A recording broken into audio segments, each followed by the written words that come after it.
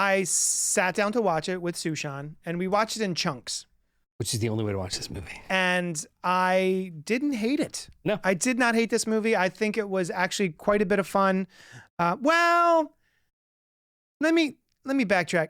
I don't think it was fun. I thought it was an interesting watch. How about that? Competent. It was competent. It looked good. Kind of dark, but it looked good. I don't know if it looked good. Okay. And I just like Seven Samurai type stories anyway. I like a ragtag band of folks getting together in order to fight a bigger power, a bunch of underdogs. But I did find myself sitting there going, Star Wars. Oh, Star Wars. Is that Star Wars? Oh, there's samurai in there. Well, but Star Wars did that first. Star Wars. Yeah. Young Junk! What's up to our sidekicks and henchfolk out there in the mother-loving geek nation? You're currently tuning into the CultPop Podcast, Part 1, A Child of Fire, episode 59. I am the scar giver. A shart, where we talk about movies, TV, comics, slow motion action scenes, and all the other things that scratch your nerdy little itch. Good scratch. We're coming to you live from Young Junk HQ, a bomb-ass podcasting production space in Philadelphia, PA. I'm your otherworldly host, Johnny Destructo of Johnny Destructo's Hero Complex, located at 4327 Main Street. It's a rad-ass comic shop which caters to rad-ass folks like you. So get your rad-asses down here and buy my rad-ass stuff. Capitalism. With me tonight is... No, I am also... I'm a co-host. I am a failed Star Wars pitch of a co-host. There you go. Now Perfect. here to talk about things that scratch itches. Scratches. Well, also in the booth is our trusty producer, Dylan. Dylan the Great. Remember, if anything goes wrong, Dylan did it. Sorry. Wah, Oh wait, on wah. this soundboard, I Is- can actually do a little. Is that your catchphrase now? Yeah. Sorry. Sorry. Please feel free to comment, like, subscribe, and hit the bell icon so you know when we go live and add new content. Also, we love a little back and forth. So pipe up in the chat. Well, don't pipe up in the chat because this is pre-recorded. I don't know why you have to. Because they're going to wonder why we're not piping up back. We can type back at a later date. You going to do that? I can. Okay, great. Type in the chat and Noel will specifically get back to you. Also, email us at cultpopgo@gmail.com. Noel, what have you been up to this week? Well, it's been a little longer than a week. Because there's 11 seasons of this show that I'm going to talk about. Okay, what have you been up to for these 11 seasons? I have discovered a show after everyone else in the world discovered it. I was gonna say, so like Christopher Columbus discovered it. Yeah. Basic. Same. Did you give anyone pox blankets? No, I subtly killed all other people that talked about it first. Yeah. I mean, it was subtle. Little blow dart. Tell us about Letterkenny. Letterkenny on Hulu. It is a Canadian sitcom that just dropped its 12th season. Wow. They're only 6 episodes long. Oh, but I don't know how to describe this show for anyone that's not watched it yet. It is basically about farmers. Yeah, like 3 main characters are farmers, and the one main character's sister. There's your 4 core group, and they live in a small town called Letterkenny in Canada. It's a farm town of just population 5,000 people, and it's basically just them living, drinking, and getting in scraps. But they are all incredibly eloquent and highly educated. So the show itself has like a Gilmore Girls style pitter-patter to the dialogue, and it's back and forth. And actually, that's what it's from. Yeah, that's them. Pitter-patter, let's get at her. Yeah. Lots and lots of catchphrases, lots and lots of callbacks, lots and lots of like very quick whip snap dialogue. And it is a addictive watch. Yeah. And it's socially progressive in a really fun way. Just the show is wonderful. It's absolutely wonderful. I had heard about it years ago, and I watched the first episode, and I was like, well, that was delightful. and then it immediately fell out of my brain, and I forgot all about it until like a couple weeks ago when you started bringing it up a lot. And so I keep wanting to get back to it, but I'm not entirely sure it's something Sushan would like. So maybe not. Yeah. It'd have to be a thing that I watch after they go to bed. It's a very interesting show. I think a really reductive way to describe it is Trailer Park Boys with a brain. But Trailer Park Boys is nihilistic. This is not a nihilistic show. Like every single character is trying to be a better version of themselves, or at least a good version. Yeah, the main character, Wayne, is just an immovable object and like Reacher. Do well. He's the toughest guy in Letterkenny. He's never lost a fight. Yeah, but it's also a very aggro show too. Like it is a very like masculine forward, but it's not toxic, which is super weird. It skates such a fine line that I'm just constantly impressed. It's super female gazy, but it's also super empowering. It's just so weird. It's a very weird show. I love the shit out of it. Email us at cultpopgo@gmail.com and let us know what you think of Letterkenny, because I'm curious. I don't hear anybody else but Noel talking about this show. Give your balls a tug. Him constantly saying, give your balls a tug. So let us know or tweet at us at cultpopgo. I want to hear about it. What have you been up to this week, or just the last chunk of your life? So Invincible, I'm sure you all know, is a really cool cartoon on Prime. I have not watched season 2 yet because I've been reading all of the comic books. There are 3 compendiums. Each compendium's about that thick, $65 for about 60 issues. 48 issues for $65. Still, it's an excellent deal. I'm just saying. Excellent deal. 348 issue. It's 144 issues total. Thank you. Yeah. And it is one of the best superhero ongoing comics of all time.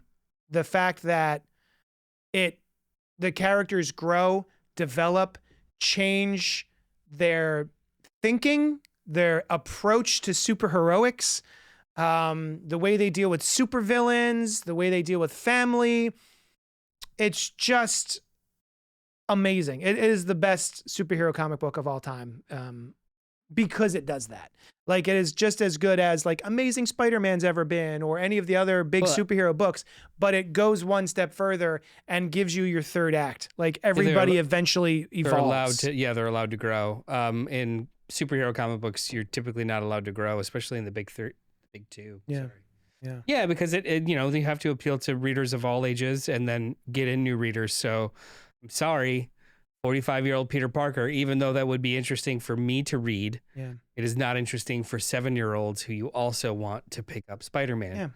So the reset button there's always a reset button, whereas something with Invincible, they never reset. It's just a long form story, and it's very, very good. And there are even there's peaks and valleys, right? So right now I'm in a big section that's dealing with Monster Girl and Robot and their time away on a different planet where time moves differently. So they've been there for hundreds of years, and the way their relationship develops and changes is it's a little long in the tooth, but it's also really interesting. And I've never seen that delved into that specifically and for that long in a superhero comic book. Did you read the entire series? I've read, I've never finished it, but I have it all. And now I'm at the point where I have to start over probably just to get the full grasp of it. So that's kind of what I did. I had been reading it in issues as it was coming out, and then someone dangled keys. I got distracted and I put it down. So I got about 3/4 of the way through the entire series monthly, and then just got distracted. And, so in order to restart this, I actually just started with Compendium 2, started at the beginning of that. So like issue 49. And I'm almost done Compendium 2. I'm about to jump into the last compendium. I started it in hardcovers. Each hardcover is about 12 to 13 issues. Oh, Yeah. And I got up to the 4th or 5th hardcover and then jumped on issues, which was, I remember reading not only the Invincible War, which was a single issue crossover event. And that was like issue 75 or something like that. And then about an arc after that, And then I like moved, sublist dropped, Mm-hmm. wanted to get the next hardcover. Like I fell off in general, but I've always been ready to like pick it back up. So all of the later in life stuff with the family and the main big bad Viltrumite, Yeah. I very much don't really know that much about. Like Yeah. I know the first chunk of it where they are all introduced and like that's resolved, Yeah. but the whole like rehash of it in the final finale, I've never read it and I don't know what it is.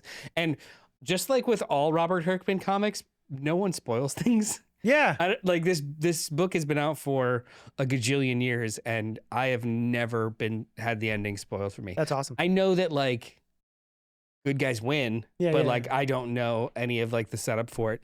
And I ended up purchasing the rest of the hardcovers. I did start a reread, I want to say 2 years ago, and I got through the first 3 hardcovers again. Okay. So yeah, if I jump back in, I'm gonna jump at like 4 or 5. So that's Yeah. like in the 45 to 50 issue range. But Yeah. the second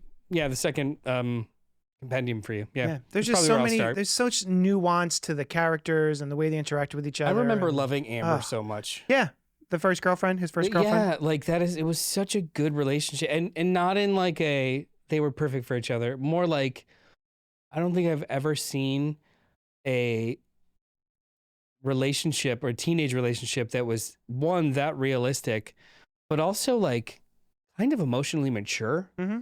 Like a good relationship that teenagers have, not a overly dramatic or weird or contentious one. It was just like she wants to have a normal boyfriend and he can't be that. And there's no acrimony. It's just I you can't go. be what you need. Yeah. I'm like, that is so emotionally mature that doesn't happen in comics.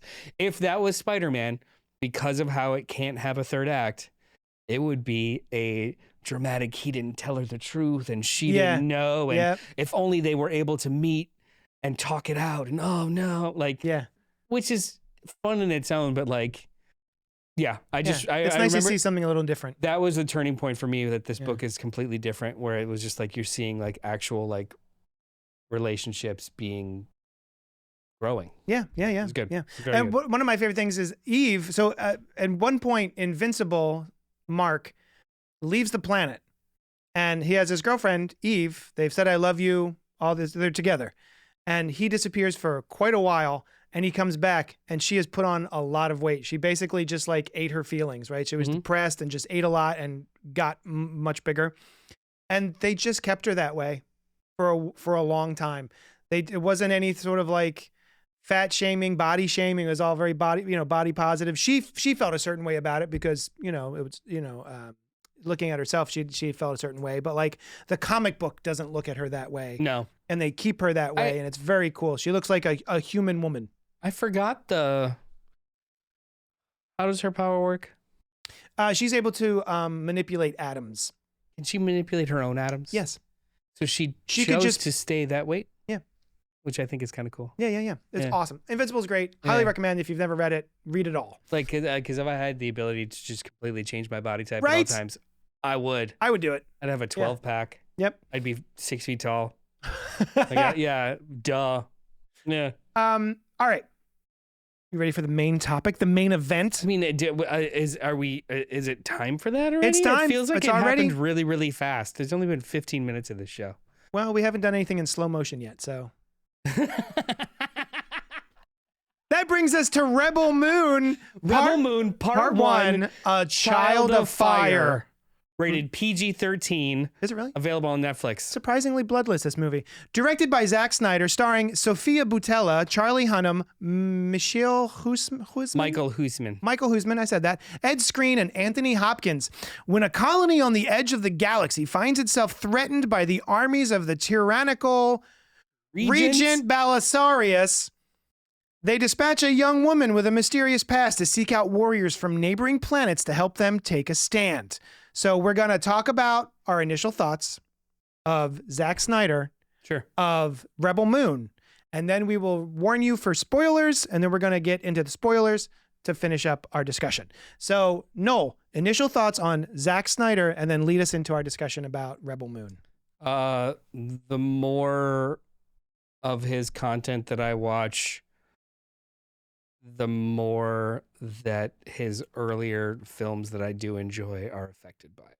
Oh no. Wait, better or worse? Worse. Ah, dang.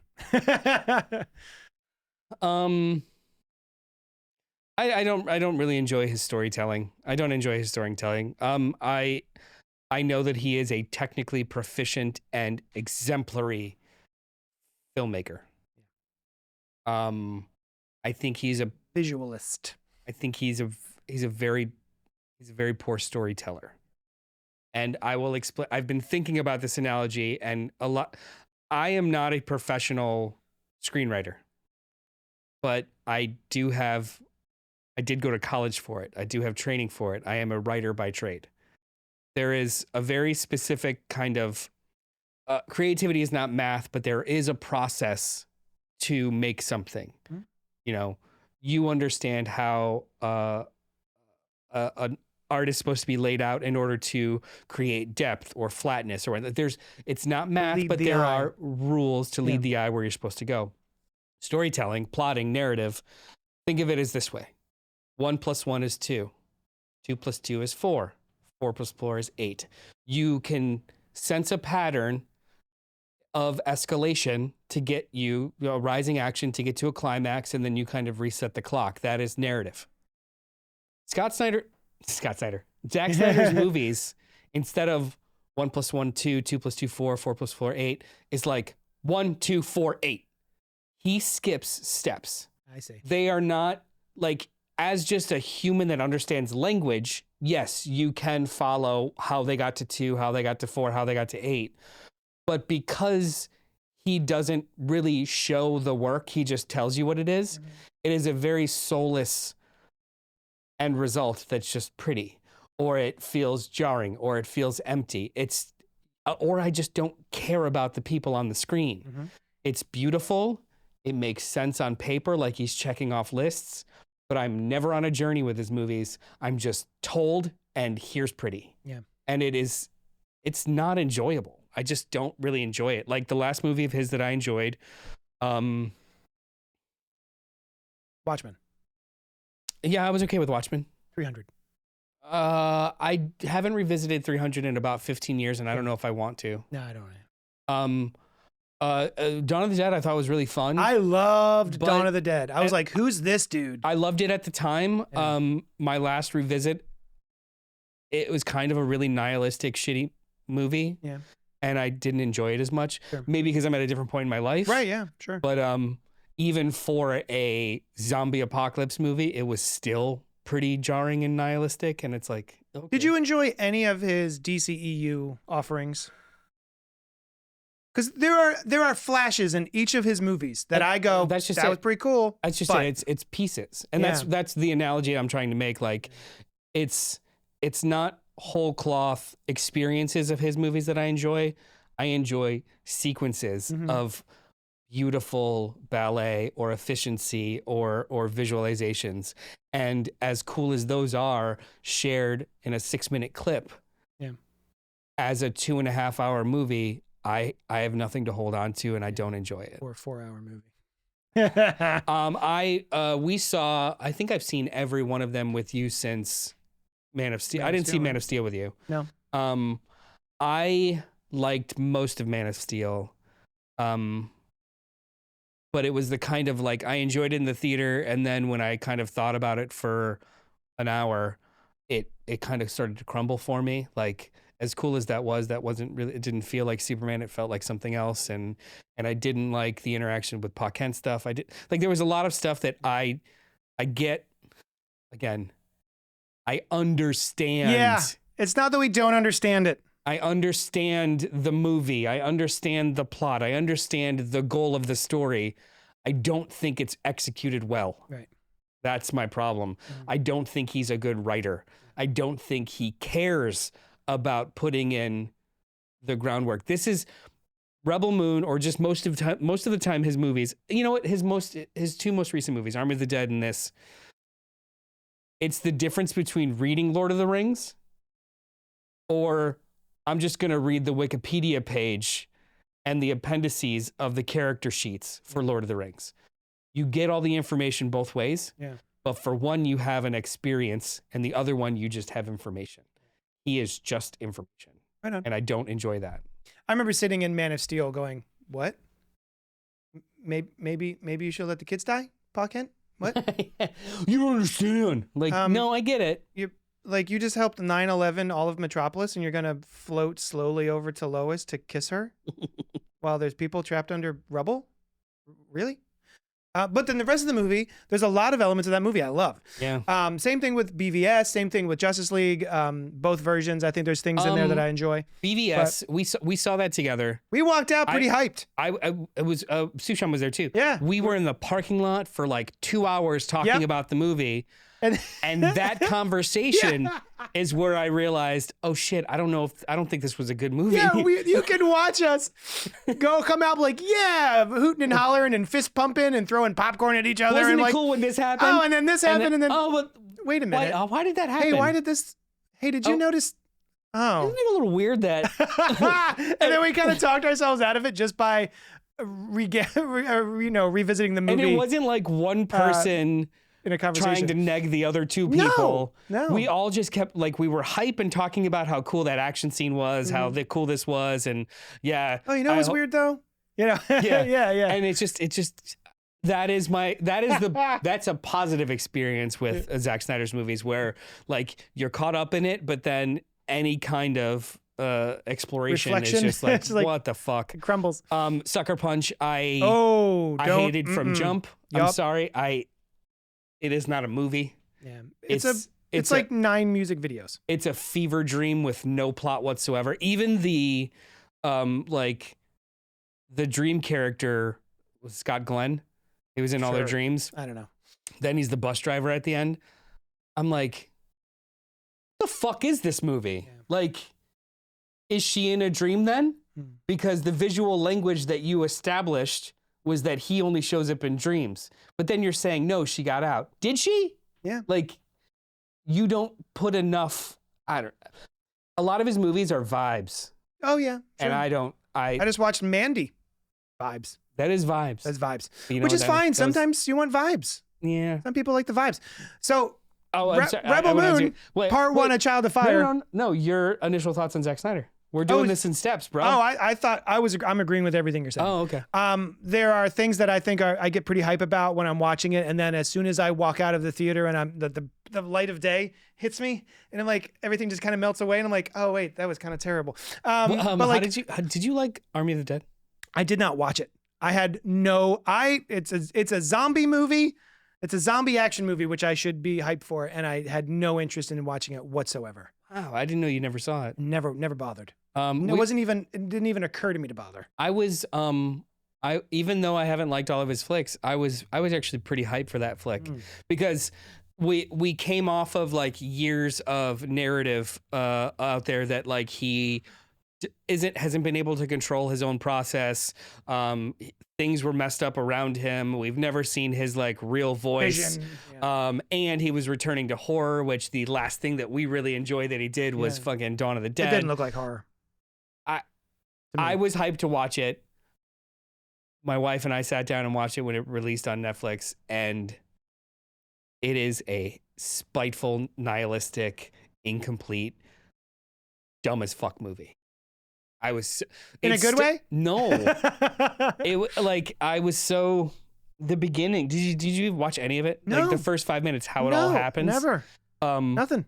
A dude is getting there's army dudes that are talking about boobs and shit or something they're transporting some mysterious something through the desert of Las Vegas, and these army dudes are being bros, having bro speech, and there's another car where a guy's getting highway head, and that car veers into the truck, murders them, the truck explodes, and whatever they were transporting gets released, and it was a zombie. Did he finish? I don't fucking know. They got murdered for having sex in the car. He probably finished. But it was like, that's the start of this very like nihilism, more nihilism here. And then every plot point was either not explained or just thrown away. Yeah, man. And, and everyone is telling me, yeah, but like that was a seed for the anime that he wants to make about. What? Yeah, there's like an anime for that, and then there's a prequel called Army of Thieves where this character is here, and then there's a book that explains why their heads are flashing, and then there's like a sequel plan. I'm like, I don't care. Make a movie good. Yeah, that's the same problem I had with his DCU stuff. Make the movie good. Yeah, just make a thing good, And then then we can build off that. Like, not constantly plant seeds that aren't going anywhere. Yes. That was Army of the Dead, and it's a preview of my thoughts on Rebel Moon. We are going. I hope. I'm curious to see if this show reaches the correct audience.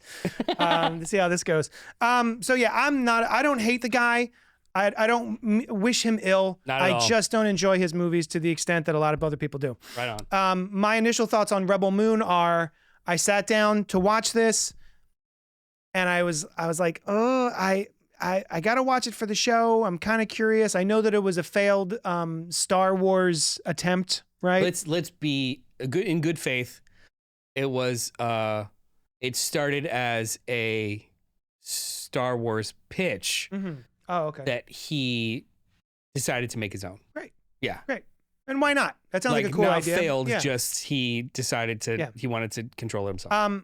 I sat down to watch it with Sushan, and we watched it in chunks. Which is the only way to watch this movie. And I didn't hate it. No. I did not hate this movie. I think it was actually quite a bit of fun. Well, let me backtrack. I don't think it was fun. I thought it was an interesting watch. How about that?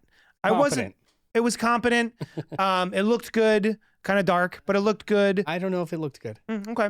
And I just like Seven Samurai type stories anyway. I like a ragtag band of folks getting together in order to fight a bigger power, a bunch of underdogs. But I did find myself sitting there going, Star Wars.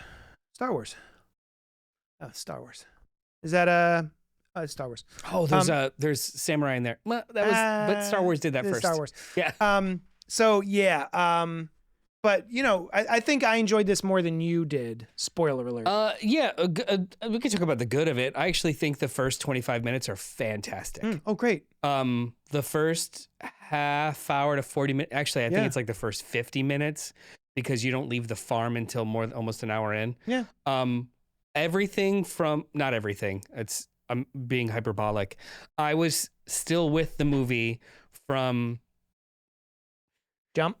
No, not even from Jump, because I think the voiceover from a character that is not important yet was weird. If you're gonna give me an info dump of information, let me read it. Okay. So like I'm okay with the Star Just give Wars. us like a scroll Yeah, that goes back in space. The Star Wars crawl at least lets me kind of like see the words. Yeah, so like when they're made up words or made up names, I'm at least I could see I didn't mishear something. Yeah. With Anthony Hopkins just talking about Regent Belisarius and all these. Yeah. I don't know if that's a person, place, or thing, my dude. Yeah. Like it was a little. I actually rewounded it twice. Also. Oh wow. Also. Why does space travel look like a vagina? Oh, I don't know. Because it's Zack Snyder. But he was asked about that. Oh. All it really did was like literally the opening shot is like Well. space folding over and Yeah. a phallic ship coming through it. Yeah. I rolled my eyes, but I was like, whatever. And then as they're going through, someone reaches up and goes, And then there was phalanges on the ship that were just tickling. No. I rolled my eyes, but I was like, whatever, it's fine. But then like articles and interviews afterwards, his response to like, it was intentionally blah, blah, blah. Oh, you don't understand. How that works makes perfect sense for the mythology that I set up in the movie. I'm like, dude. Where is it? Where is it? And it was created whole cloth. Still looks like a vagina. Yeah. Like I don't care. Like if you wanted to give me a cockamamie answer about like, well, space travel from sector to sector is like entering this thing and doing this and like birthing into a new zone. Cool.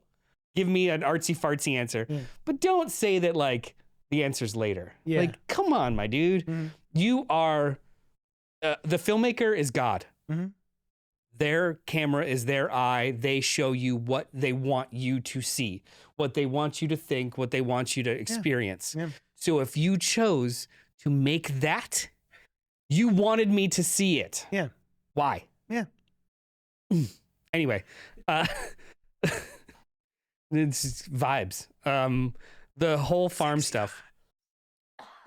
The whole farm stuff I was down with. I like this. Yeah. I was enjoying it. I was like, oh, okay, cool. It was a real conflict. All these characters seem pretty nifty. Even when the space Nazis show up, first of all, everyone's incredibly pretty. But whatever. Yeah. Even like the dirtiest people on the farm are like still would. Yeah. WYD would. When the space Nazis even show up, that's incredibly tense and creepy. Yeah, yeah. The have an embrace from the motherland. Like they don't shake hands. He just like awkwardly hugs them and like for too long. Yeah. Even the guy's like, this is tension. This is cool. That transpires, gets worse. Like all of that is great. And then as soon as it did make me want to rewatch Inglourious Bastards. Yeah, which did it much better. 90% of this movie is retread. Yeah, yeah. Which is fine. There is no such thing as new fiction. It's just all kind of reshaken around. It's just this was very retread. But we get to are we in spoilers? No. This is initial thoughts. Okay. Spoiler, there's slow motion in this movie. Okay. Hey, those are initial thoughts. Let's get into spoilers right now. There's that first action sequence, the first fight. Ugh. I didn't even care about that. That was my problem. So we've spent this, and this is the problem I have with like the 1 + 1 is 2, 2 + 2 is 4, or just 1, 2, 4, 8. We know that our main character is mysterious. She's got a past. We presume it's with this group of Nazis and it's probably violent. That's a safe assumption to make. Yeah. So bad guys are going to rape a farm girl. She interjects and beats them all up. Sophia does. Yeah. Sophia does, yeah. Cora. Yeah. For your first bit of action, it became this slow motion, extended ballet of sort. That's not the right word for it. Just this slow motion, janky choreography of her fighting like 6 dudes. And halfway through it, felt like a 5-minute sequence, but halfway through it, I thought there's no weight to the like physical weight to the space, and absolutely no blood pumping for me as a viewer. Yeah. Because for hand-to-hand combat, especially, BVS, watch Batman's fight in the warehouse. Oh, it's so good. That is intense, hand-to-hand, well choreographed, quick cut together. Makes you flinch. You feel the brutality of these bad guys coming across a foe that they can't quickly get rid of. Yeah. That creates momentum, tension. Yeah. As soon as as a filmmaker, he built up all this tension and then slowed it the fuck down. Yep. And just, because it was slowed down, it looked wildly fake. Yeah. Right? Yeah. There was no real pacing. Like the pacing itself was just so off. And then that was when the movie lost me. Like it lost me because you built all these, you were on the right path. You were doing the work. You built up this tension so incredibly well. You made me like these people. And then all of a sudden, nope. Yeah. And then the movie just tanked from there. Like I'll get into more when you get into your likes and dislikes, because there are some things, really specific things that I can't. Well, I did write down some 3 dislikes and 3 likes. What are your likes? Because I share some of these likes. Okay, so my likes are Ed Skrein as Admiral Atticus. Fucking awesome. The thing you were just talking about, awesome. His introduction, his hug, the way that he has just like a shillelagh for some reason that he bonks people across the face with. He understands the assignment. He is in a better movie. Yeah, he's killing it. Ed Skrein is so fucking dope in this movie. he might be my favorite bad guy right now He's so because great. he's always a bad guy. Yeah. He was awesome in Alita. Oh yeah. He was a big Yeah. fucking CGI monster with his face. Yeah. He was awesome in Alita. He was awesome in Deadpool. He was, Oh right. he is my favorite bad guy right now. Francis. Yeah. Is he Francis? He's Ajax. Yeah. Wow. Oh, he was great in that. He is. Yeah, he's great. I love him. Admiral Atticus, yeah. awesome. Awesome. I also love Jenna Malone as Harmata, which is basically the Stalk from Saga. The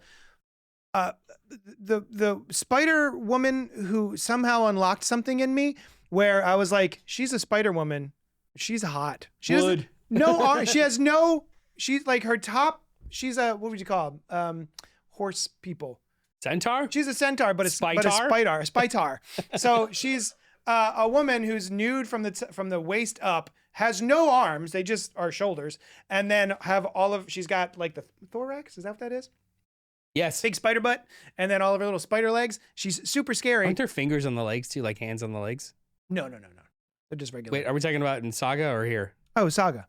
I thought I thought she had digits. I don't think so. Maybe. But anyway, super hot. And then I was like, oh, Jenna Malone is as Stalk from Saga. That's pretty cool. I like that whole sequence. I think it sort of comes and goes, but I enjoyed watching that it. whole sequence is great. It means nothing to the movie though. And like the thing I said earlier is like I just like a Seven Samurai ragtag grouping of folks, of underdogs. You know what never happens?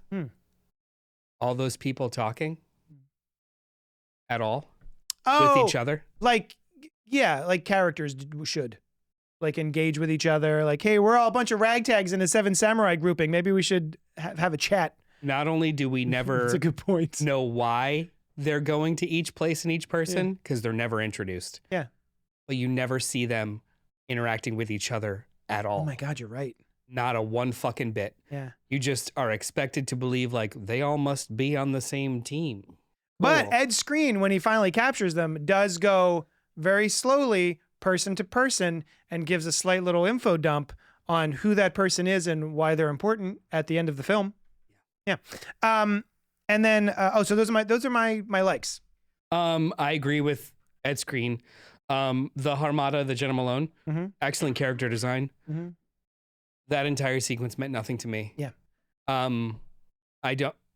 It was a cool bit. Nemesis. Her name is Nemesis. Yeah, the woman who fights woman her. who fights her. Yeah. No idea anything about her. She's got an interesting hat. What? She's like an anime hat. The only thing worse than that was the naked boy on the hippogriff scene. Oh yeah. Why? Yeah. And also, what? And also, how? Well, I mean, When? they showed me how in slow motion. Yeah. A lot. Yeah. But what? Yeah. And then also, oh God. Hey, this cat is a slave because he's paying off a debt willfully there. We need him. Well, you're going to have to bet me for him. All right. Okay. Yeah. Breaking that What's hippogriff. the bet? Yeah, breaking that guy.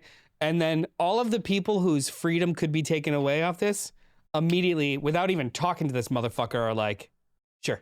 Yeah. Like, also, it's like one fat dude and two other dudes. Yeah. Just take them. Yeah. Just leave. I don't understand like the when the story chooses to follow the rules versus when it doesn't is so fucking arbitrary. Yeah. I don't understand it. Yeah. Also, again, I've watched the whole movie. Who the fuck is this guy? Yeah, I know. Who the fuck is Blood Axe? Yeah. Well, no, that's not, we actually did get some dialogue that introduced the captain or Space Antifa. Yeah. Yeah, Oh, Space yeah. Antifa. Oh yeah, you're right. Yeah.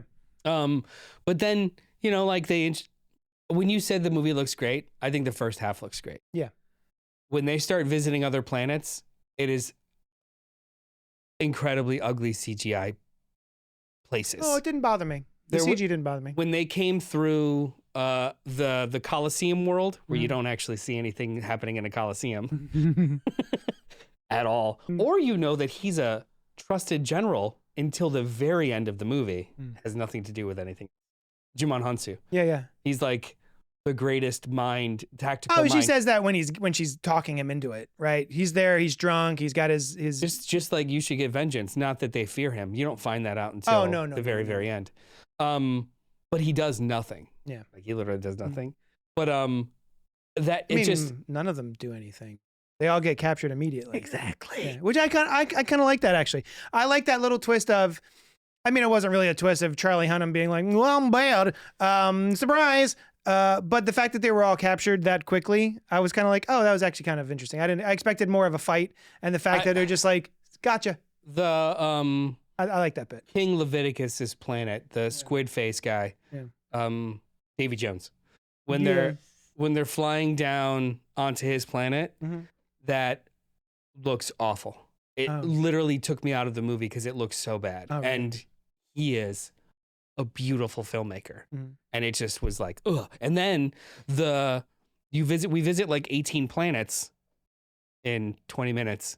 But this final fight is like on unregistered trade post in a cloud city or a cloud. I don't fucking know. Star Wars. It was so weird. Cloud City. And, a traitor. Yeah. Yeah. Who changed the deal on a Cloud City. Fucking. Yeah. Yeah. It's Star Wars. Which is what I don't understand. I mean, I understand why he didn't get to make the Star Wars, because they were like, guys, we already did this. You wrote us a Star Wars script that is just the Star Wars we've made. But also, to be fair, New Force Awakens is also a Star Wars that was a Star Wars. Yeah, that I don't think existed Star already. Wars has problems with being retreads. Yeah, no. My dislikes.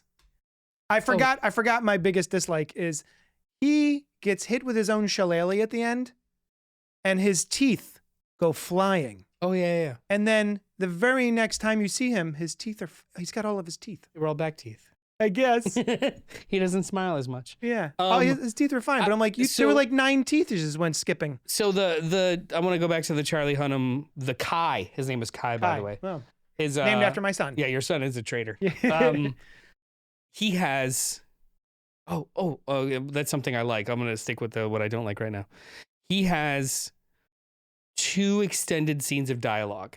One when they meet, and then one after they get their team together, who we've never seen in the same room,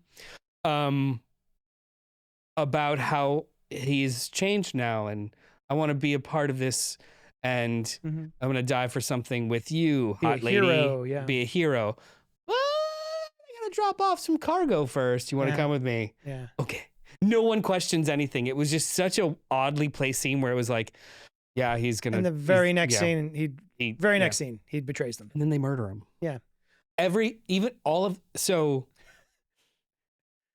the interesting characters, even potentially interesting characters, are murdered in this movie. Who else Blood is dead? Axe and Blood Axe. Kai. Blood Axe. Which one's Blood Axe? Ray Fisher. He gets.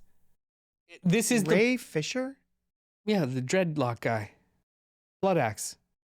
He gets killed. Ray Fisher. Ray Fisher from the actor BVS. Ray Fisher. Yeah, Cyborg. I'm sorry. I was thinking of who's the guy who just passed away who was in Ahsoka? Ray Stevenson. Gotcha. So that's a perfect example of this movie bothering me so much. Like, for a good chunk of the movie, we're told how important / intense the clan Blood Axe is and how important it is to kind of get them. They kind of get them. And the very next scene, he's murdered. Yeah. And the way that they depict it with like sad music and slow motion of him falling, I'm like, we just met this guy. You didn't earn that. Yeah. This doesn't mean anything to me because I don't fucking know this guy. He's fodder. Yeah. They're all fodder. Yeah. And that's my problem. It's just, it's like, it's fucking checking off boxes. Now, what I will say, the Mos Eisley Cantina scene, some of those aliens are dope. Oh yeah. The brain guy, literally the brain that was just using a that person guy was as a awesome. puppet. Fucking rad. Puppet dude. I will watch a movie of that guy. I'll watch a movie of the bartender at that place more than I want to see. I love that. The brain guy. That was a guy. The brain guy, there was that weird, just the brain guy. Yeah, everything it's the only else one that stuck out to me. Yeah, but I was like, oh, that's really cool. I like that idea. Yeah. This movie was disappointing. Yeah. I was very disappointed by this movie. My dislikes. Oh yeah, go ahead. where it felt bloated, You think? but also thin. Yeah. It's a dichotomy of both of those things. And if It's anybody, like a 14 course meal, and then I'm still starving at the end. if anybody is if anybody watches this, I don't know how the internet works, and you're gonna maybe disagree with some of the things we're saying respectfully, by saying this is only part one. Mm-hmm. I understand that. Yeah. There are a lot of part ones that feel like a full film and or a full 3-act structure, even though they end on cliffhangers. Yeah. They don't just end mid-sentence. Well, this doesn't end on a cliffhanger either. No. Right? It just ends feels like mid-sentence. an end of a part one. It feels like, oh, we got to the place, we're gonna be back Well, then here. why do you feel empty? Because there was nothing of meat in it.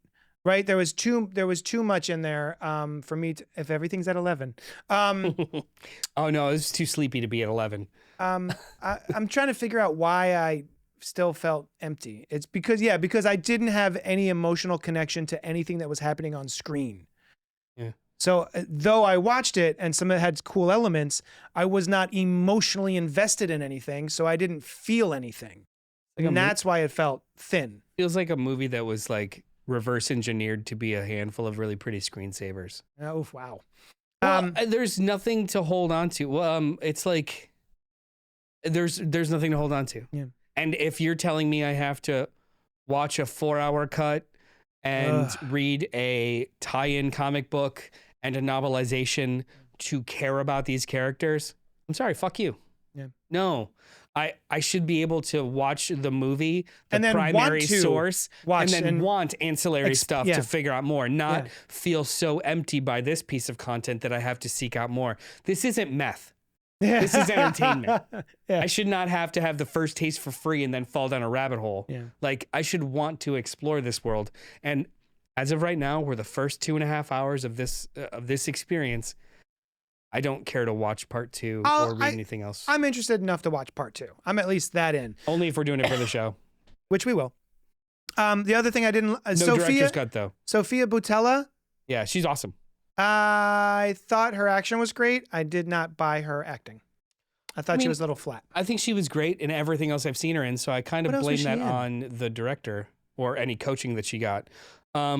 She was in The Kingsman. She was in... Right, she had the cool legs. She was in Kingsman. She was in Atomic Blonde. She was one of my favorite parts of that movie. Oh my God, she was. She was even good in The Mummy, which I haven't seen. It was a dumb movie, but Yeah. she's menacing and physical and... Was she the mummy? Yeah. Oh, that's cool. She's the bad guy. Yeah, in this, I thought she acted like...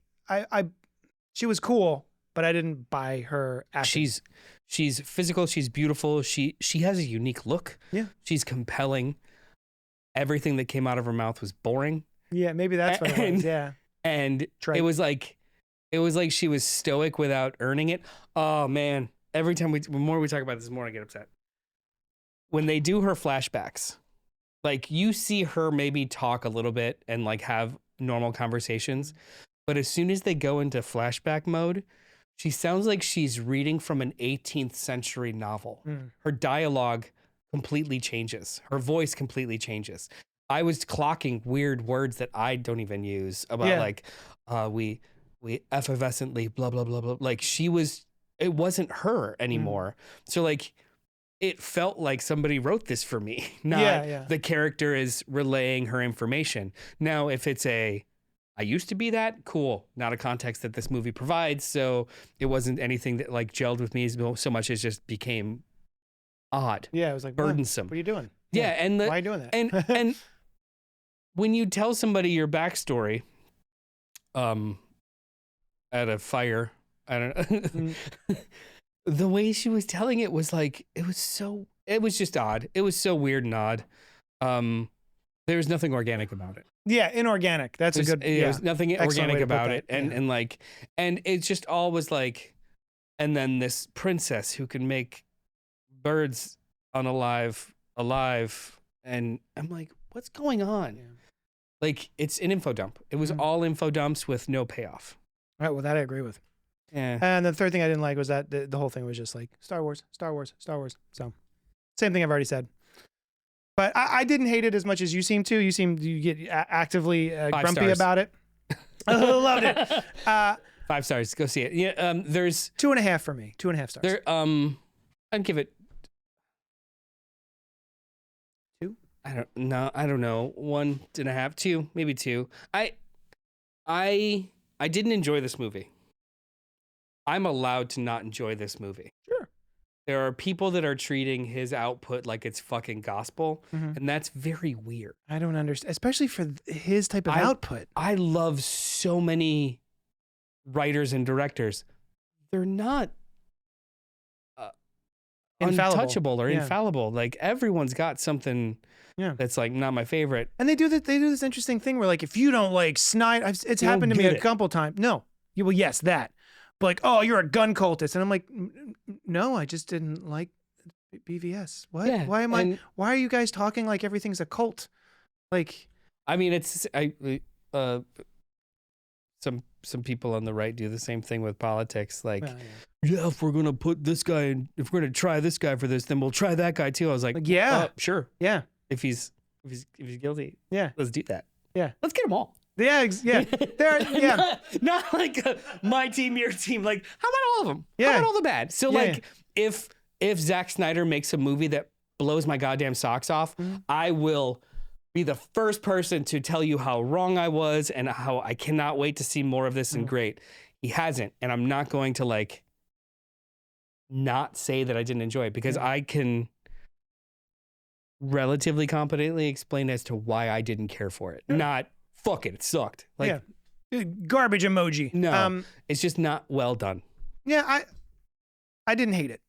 I'm gonna watch the second one. Sterling I'm words. curious to see how it. I didn't hate it. I didn't hate it. I'm curious to see how it's gonna wrap up. But yeah, I would like to be emotionally invested. And if something happens in the latter half where I get emotionally invested, maybe that'll help. One last thing.